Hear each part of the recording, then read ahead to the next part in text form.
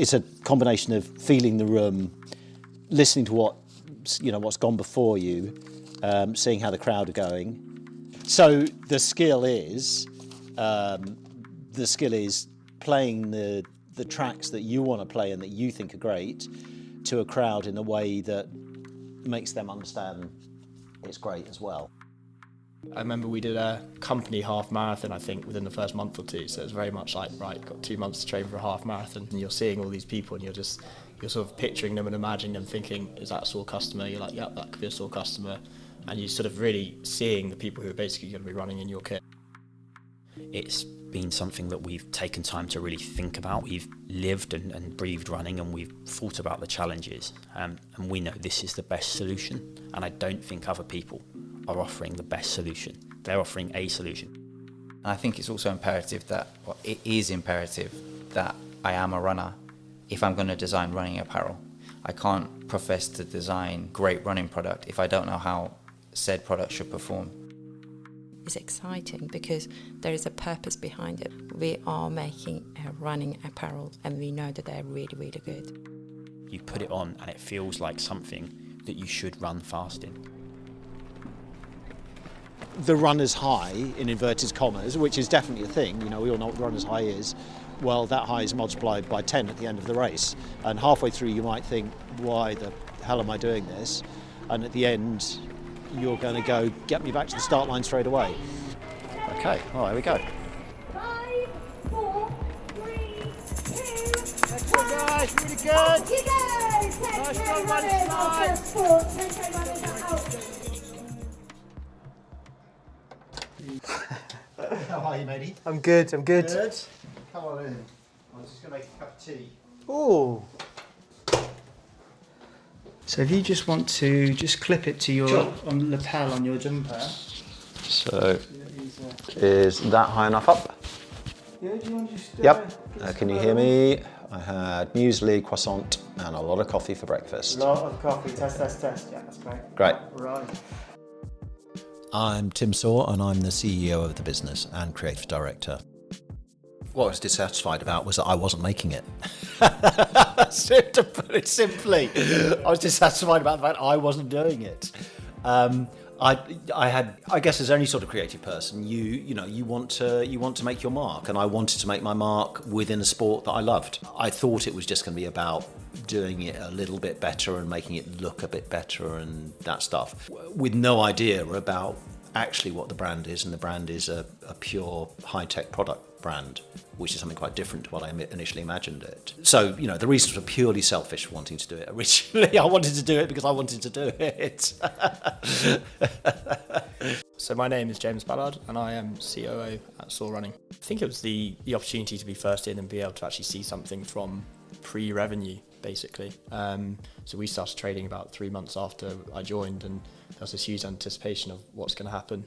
My full name is Robert Wilson, and my job title is Head of Marketing. I'd come across and been introduced to the brand via the club athletics world, the club running world. So SOAR, from its very early days, were involved in supporting and marketing with and integrating with and being a part of that world, which I was a part of myself. In fact, I can remember when I first met Tim. He probably can't remember. He was at an after party for the Met League cross country in what would have been February 2016, I think, at a pub at the bottom of Muswell Hill near Alexandra Palace. So this was quite a nice sort of gastro pub, and it was full up with runners speckled with mud, wet, muddy, warming up over a few pints. And I'm pretty sure, if memory serves me right, that you could hand your race number in and maybe get a free pint or get some money off a pint or something like that. And I'm pretty sure that was bankrolled by SOAR. And I met Tim and James there. They had a rail with the early launches, the early collection. We're talking the runners through it. So I first came across SOAR as a punter. I don't think many runners at the time were particularly conscious standalone running apparel brands as a thing. That kind of made people, and certainly me myself, stand up and take notice. It was like, well, here's something that's speaking to me on my terms, about my world and my culture and my kind of my passion. I think an intrinsic part of the SOAR DNA is that the product is developed first from a technical and functional perspective, and then the aesthetic design is then undertaken. So my name's Rob Boyd. I'm a designer here at SOAR, working closely under Tim Soar, creative director. At SOAR, everything starts with a run, really. Depending on what you're running in, you're analysing your run and the garment you're running in, its performance, the way it feels, the way it hangs off your frame, all of which then lead into questions: how can I improve this product? So today I've got a prototype to test. Can't give you the precise details. So this is going to be the first time it's going to be used in anger. So this is in progress testing. So for a product like this, there's two levels of scienciness, if you like. And one level of scienciness is lab testing, but there's also user experience. You know, if it's proved to have that effect, but you put it on and it feels shit, then it doesn't matter what the effect is, because psychologically you're not going to feel good when you're running in it. So what I have to do now is to find out how this feels in those conditions. So that user experience, the kind of the haptics, if you like, of a garment are as important as the hard sciencey bit. And if both of those things align, then it's great. My name is Ozzy Soltysher. I'm a head of production. One of the things, obviously, saw the development stage of the product takes the time, which is the right investment in the product development. I do get a bit protective about the products. I just, as you said, I want to be proud of that. I've done it, and I know inside out of that product what went into it and how much work went into it. And then I'm happy with the final, and then hoping the customer's going to love it as well. There's an immense amount of technical tailoring that goes into these products, and I think that stems from Tim's initial fashion background, where he was doing contemporary menswear. So he knows how a garment should fall on the frame.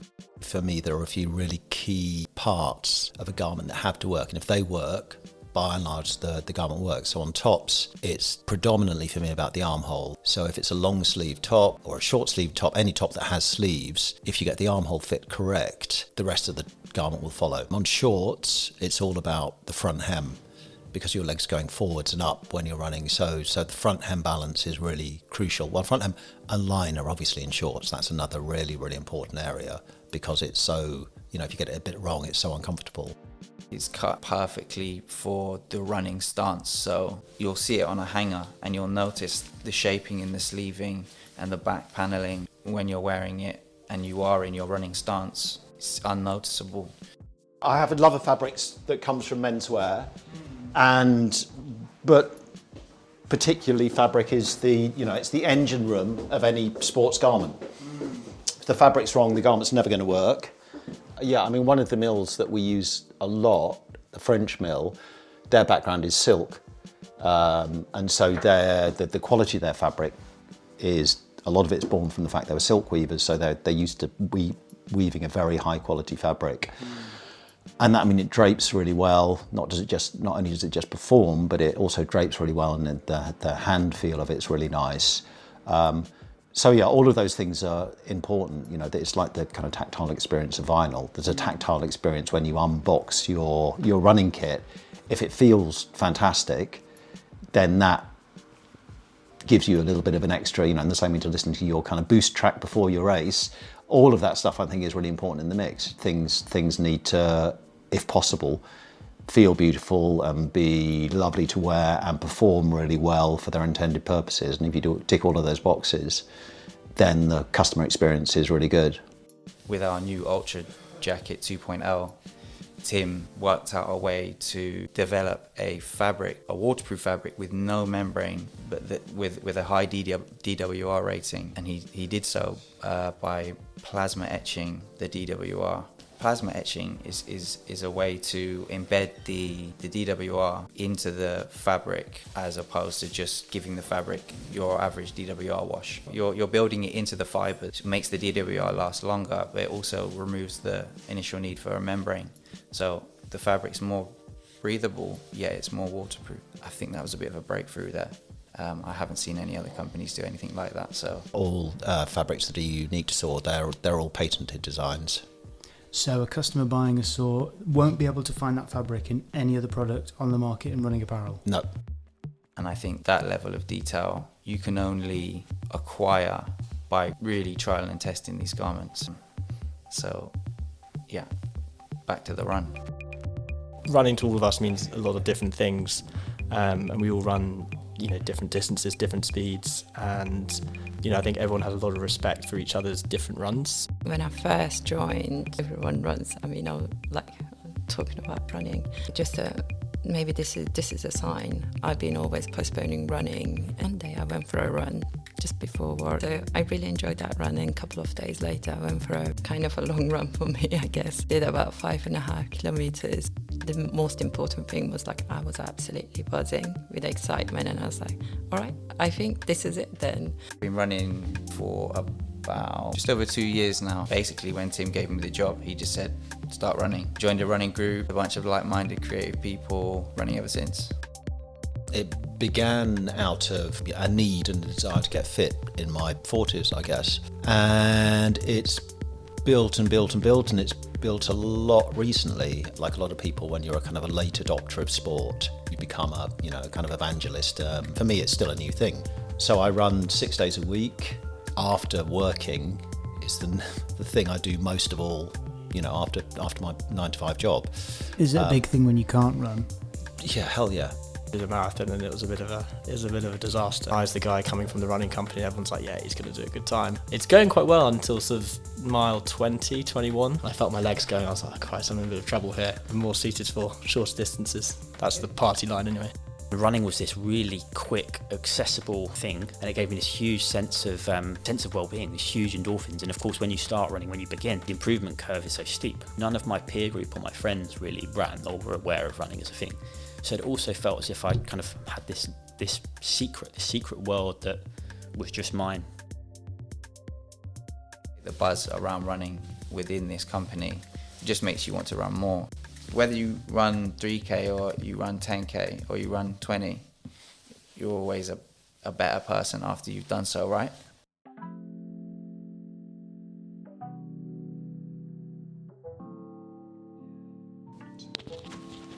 Just clip that onto your jacket for me. Right there. Yeah, you're going to zip it up? Can yeah, do. Please, yeah, that'd be good. All right, see you tomorrow.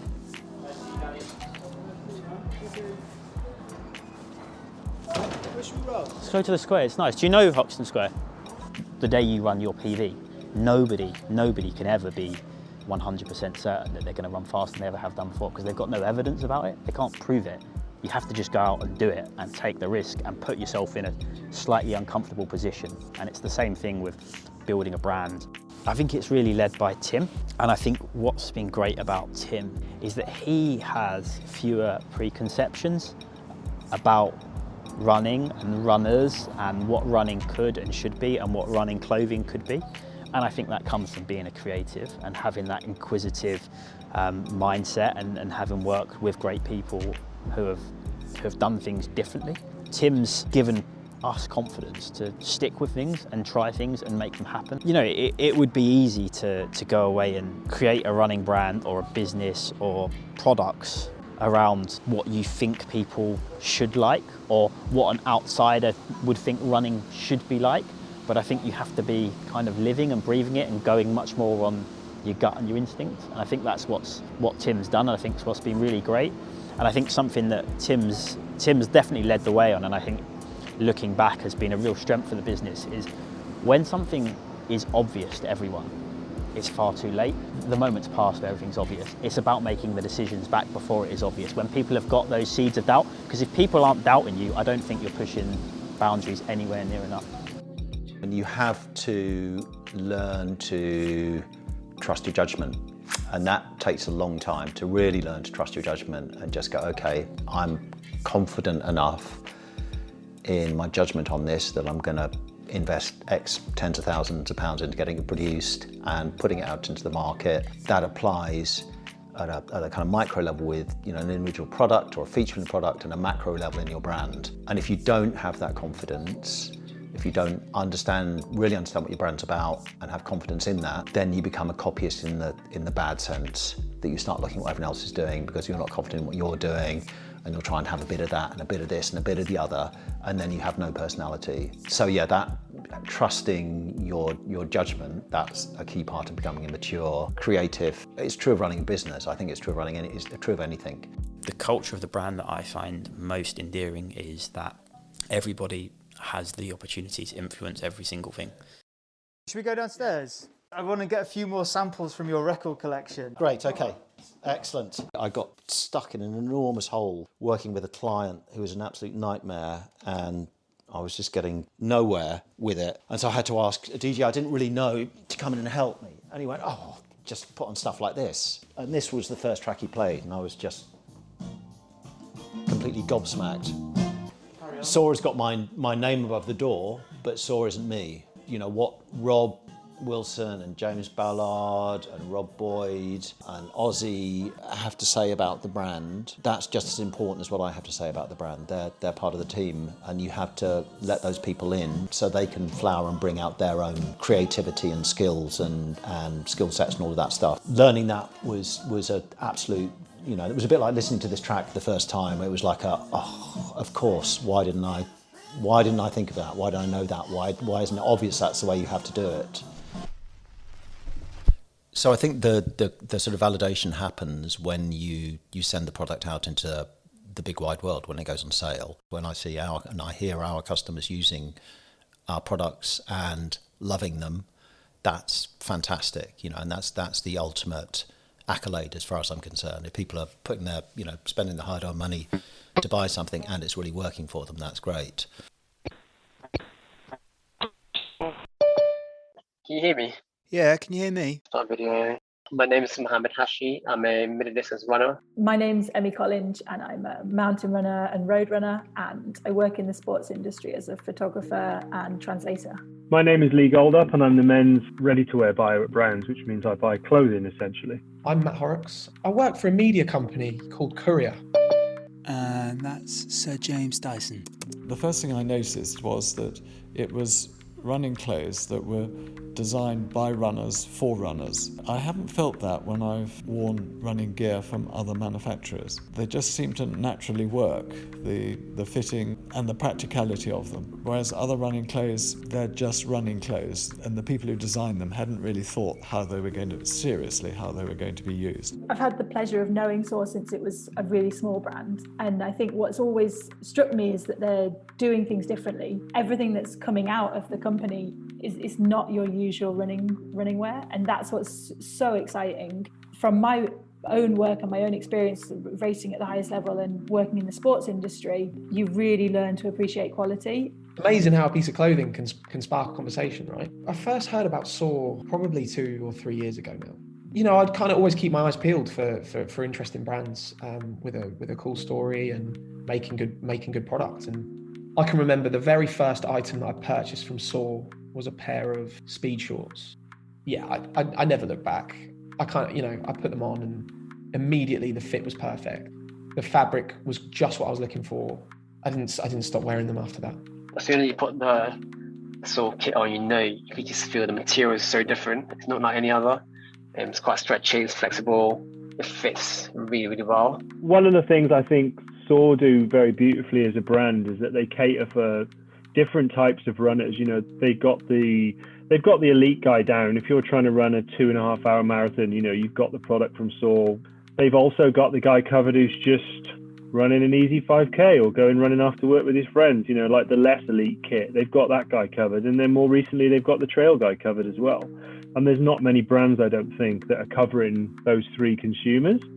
I really see SOAR as being sort of for the connoisseur, for somebody who appreciates sort of premium quality running kit. But then it also makes me a little bit sad inside that there's people missing out on this because they haven't realised what a difference it could make. You can tell looking at the product and when you're running it yourself that they've thought about every single last detail and considered every single last thing. It just felt as though what the team were doing at SOAR was discerning in a way that they clearly weren't interested in following any one craze. And that's hard to come by, you know. Everyone in the whole team, they all run. The whole point is design the kit that they will like themselves for other athletes as well. And it's so fascinating to meet people who are looking at things differently and who like want to try new things and want to like try out new fabrics and create new fabrics and like see what can be done differently to make a rain jacket that is unlike any rain jacket you've ever used in running or cycling, that's like really next level. And their new marathon shorts as well. I haven't seen any other brand that's actually implemented the gel pockets in the back of the shorts. Yeah, I think they're absolutely breaking new grounds in that membrane-free jacket, and I think they've just released a little sort of gilet running vest recently, again, that's in that same style of fabric where it's just super, super light, but still performs and still looks good. When you leave the house confident that you're dressed for the conditions and for what you're going to do on your run, then it really gives like an extra dimension and it like takes away a big concern. The less you think about a piece of kit when you're running in it, the better it probably is. I believe that design is incredibly important in the production of any product, whether it's running gear, running shoes. Design, and by design I mean what it's like to use, what material it's made from, how long it lasts, how technically competent it is. Design is absolutely critical, and really anyone making anything ignores design or good design at their peril. I've always loved to race. I think it's one of the greatest things that you can do. I think there's nothing better than that sensation of feeling so nervous on a start line. And then there's nothing better than the energy that you get when you're racing. Racing holds a very unique position within the world of running. So, if you think about football or tennis, now most people playing tennis in the park probably don't play 5-set matches. They just go and have a knockabout with their friend. Actually, a lot of people running in the park will have one day lined up on a start line. And that feeling is a mass leveller, because I don't believe that Eliud Kipchoge or Mo Farah feel any less nervous than a lot of amateur runners. But I'm sure they still get those butterflies. I'm certain they've still got that element of doubt. I'm certain there's that trepidation. There must be. They're only human. And I think that whole racing as an equaliser is really interesting. So that's why I think it's really important to the brand, because racing is a very unique thing to running, where the competitive sphere is accessible for so many, and nobody ever says to anyone, you're not good enough to race, you're not fast enough to take this seriously. And it ties back into saying, why shouldn't you have great kit? Why shouldn't you be looking for kit that's going to make you feel faster, go faster, and speak to you as a runner more? Because you can do that. We can all do that. We can all pin a number on and race. And it means the same thing to me, to you, to the very best runners in the world, or to somebody running their first race.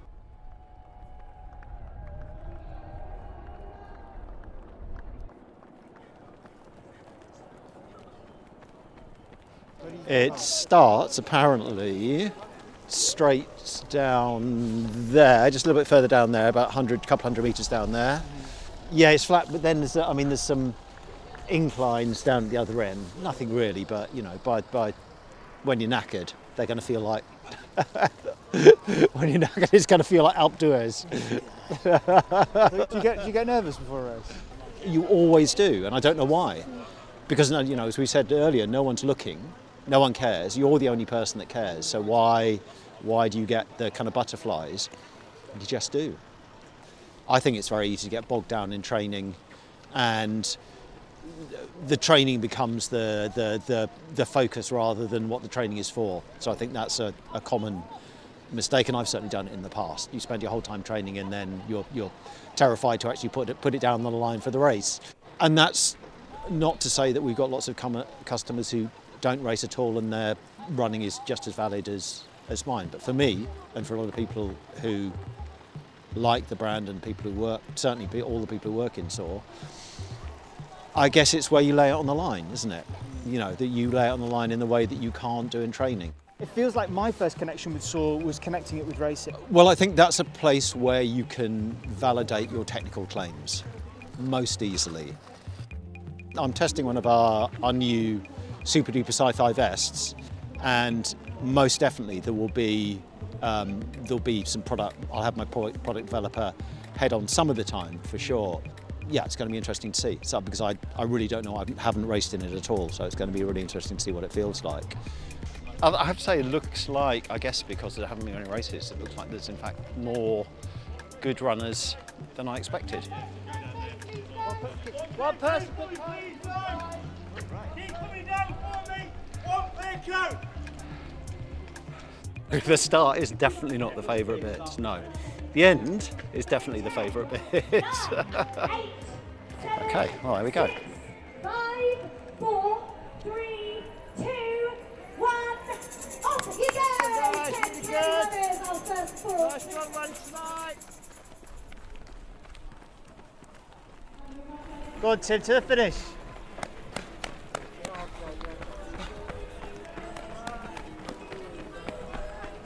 Well done, Tim. How was that?